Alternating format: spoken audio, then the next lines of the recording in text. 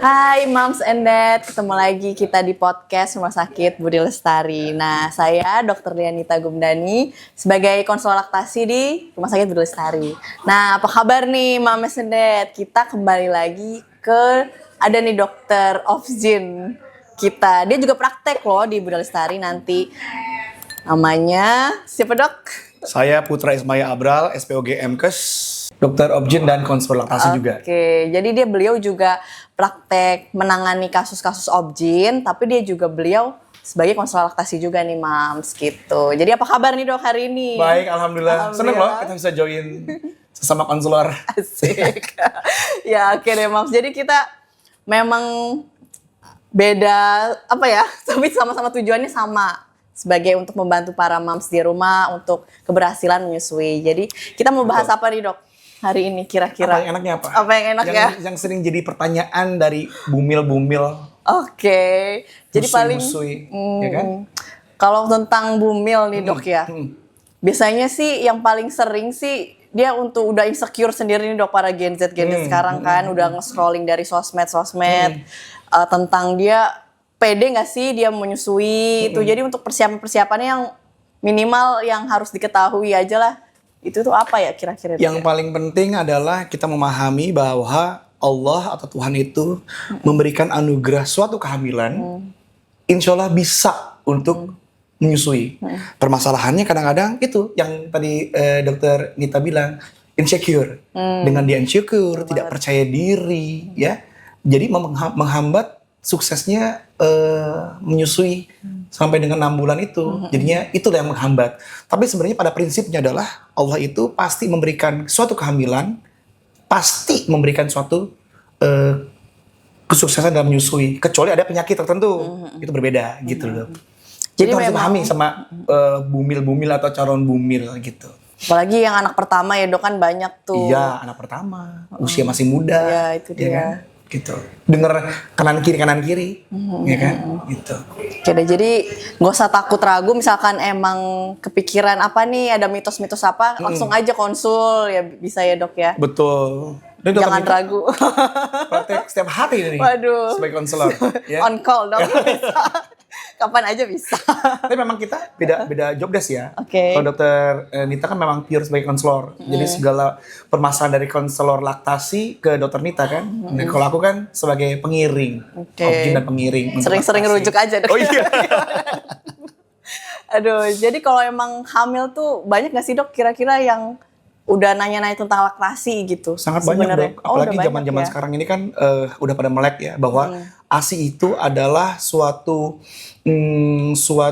nutrisi yang the one and only pada bayi-bayi baru lahir sampai dengan 6 bulan. Jadi pada pinter-pinter tuh. Walaupun dari susu formula dan lain-lain itu pada ngeblas bahwa produknya bagus, tapi anak-anak Gen Z sekarang pada pintar-pintar bahwa ASI itu adalah yang terbaik gitu. Jadi mereka bahkan sebelum mempersiapkan kehamilan sendiri, itu juga udah nanya-nanya tuh dok, bisa nggak sih dok nanti saya ASI? Selain untuk bisa nggak sih dok saya normal lahirannya, bisa nggak dok saya? Nah seperti itu, pasti sudah terselip masalah laktasi. Itulah peran objin mempersiapkan seorang ibu atau calon ibu selama 9 bulan sebelum proses menyusui itu terjadi. Gitu sih. Mantap.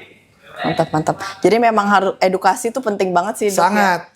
Jadi memotivasi ibu di saat ibunya itu masih fase tenang. Kan lagi hamil kan fase tenang tuh dok.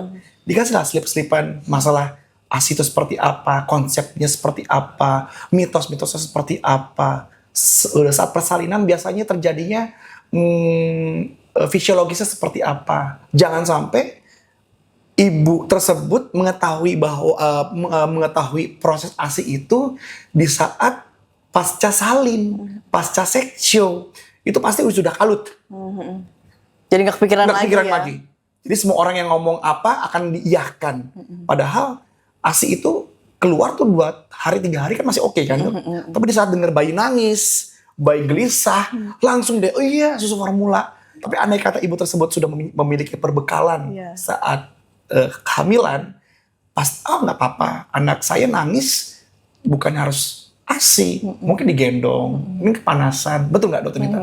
Betul. Jadi memang kalau misalkan baru lahir tiba-tiba ada yang langsung kok ASI saya nggak keluar ya? Nggak apa-apa. Apa langsung diseret atau langsung ganti pun banyak banget kan? Banyak banget. Nah di saat sudah tersentuh susu formula, di saat ibu tersebut tidak pumping, di saat ibu tersebut tidak menyusui, angin seret.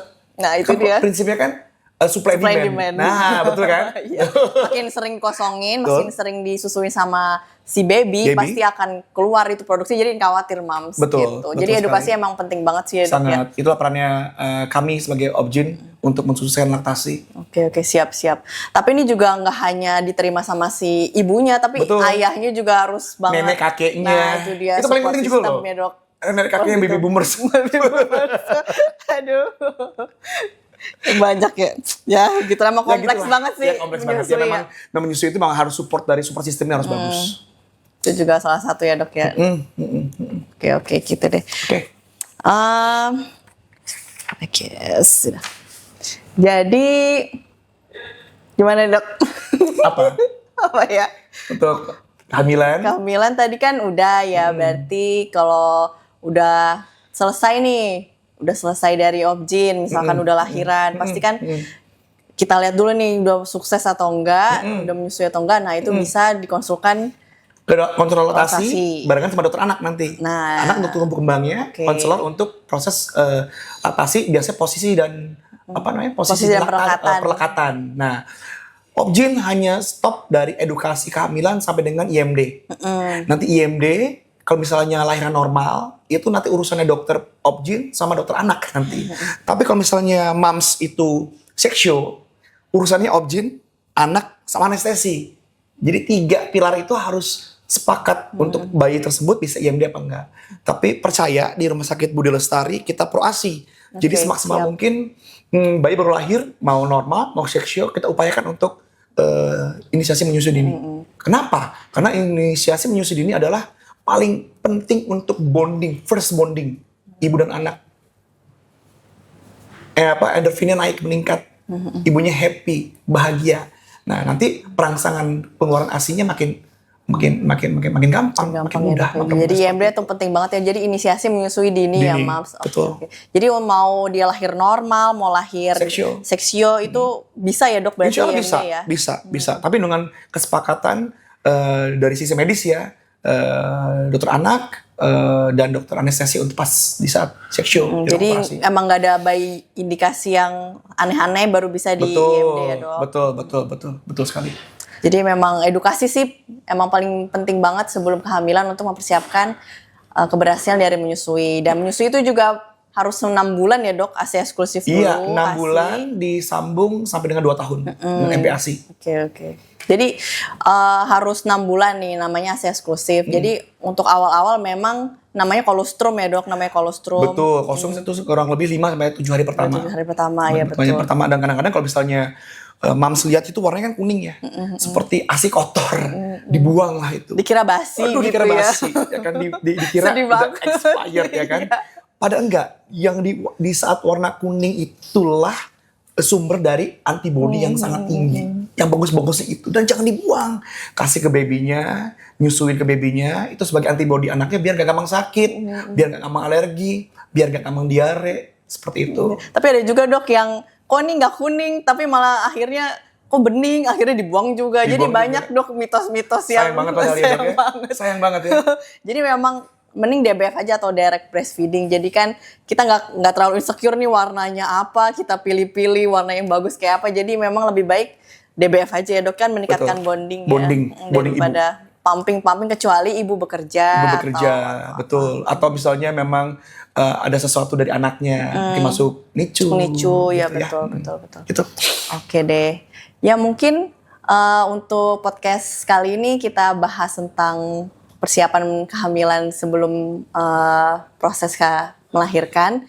Jadi kalau misalkan mau kepo-kepo lagi bisa tanya-tanya untuk selanjutnya ya, Dok. Mungkin tema selanjutnya. Oke deh. Di Budi Lestari kita punya tim konselor ya. Untuk Obgyn-nya, dokter anaknya, dan konselor pasif itu sendiri. Lengkap deh pokoknya. Oke deh, mungkin ada kata-kata penutup atau yang ingin Kata-kata sampaikan? penutup saya sama seperti kata pembuka saya bahwa Allah atau Tuhan itu memberikan anugerah suatu kehamilan insya Allah juga memberikan suatu menyusui. Kecuali dengan ibu yang sakit, ya. Jadi percayalah, ibu yang bisa hamil pasti insya Allah bisa menyusui. Itu poinnya. Oke, Masya Allah. Masya Allah. Oke deh. Sampai ketemu di podcast selanjutnya. Sampai ketemu lagi.